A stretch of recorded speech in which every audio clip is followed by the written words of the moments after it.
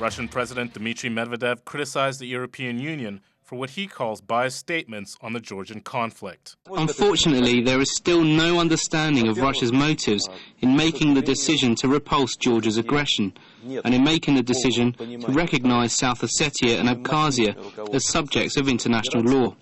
This is deplorable, but not fatal. The statement follows the EU summit meeting held in Brussels on Monday, in which talks on a new partnership deal over the war in Georgia were put off.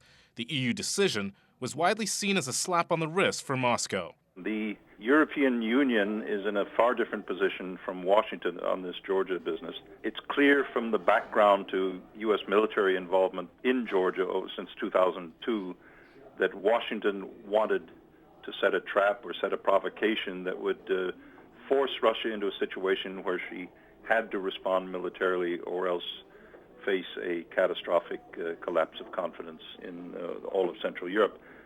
And by doing that, the prime goal of Washington in this situation is to create a new Iron Curtain dividing Western Europe, especially Germany, France, and Italy, but most especially Germany from Russia. And the economic cooperation that was beginning to emerge across Eurasia, from China to Russia, on the level of energy and economic cooperation there, the natural gas and oil supplies to the German economy are absolutely vital. And that was creating a situation where Europe was schizophrenic. The European elites are divided on having peaceful relations with Russia, or to try to simply follow as a lackey everything that Washington has as an agenda. And it's really exposed those fault lines very, very deeply.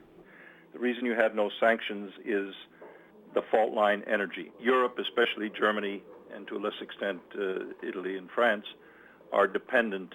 43% of German natural gas comes from Siberian Russian gas fields.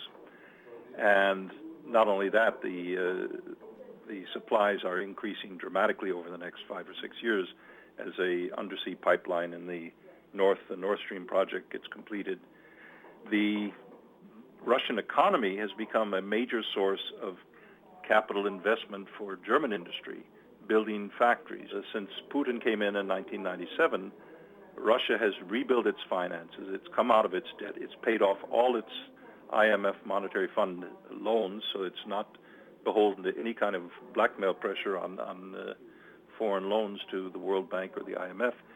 And it has the third largest foreign currency reserves of any country in the world: China, Japan, and number 3 is Russia, with about $500 billion.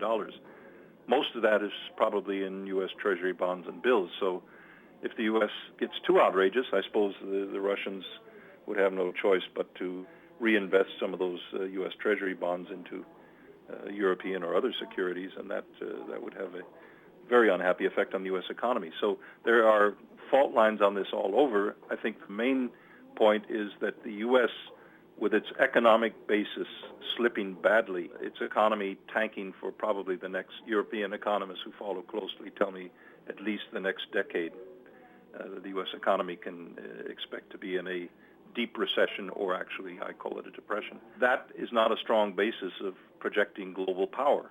Really, we're at one of those terminal moments that perhaps comes along once in a century, where you have a dominant power on the planet really beginning to teeter and look desperately for ways to hold on to that power, and other groupings of nations and regions are beginning to assert themselves in that power vacuum.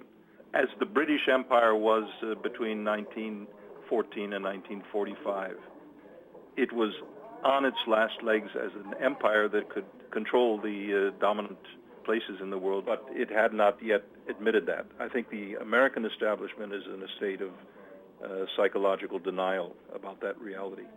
If they could look at it square in the face, I think the United States and the world would be a lot healthier for it.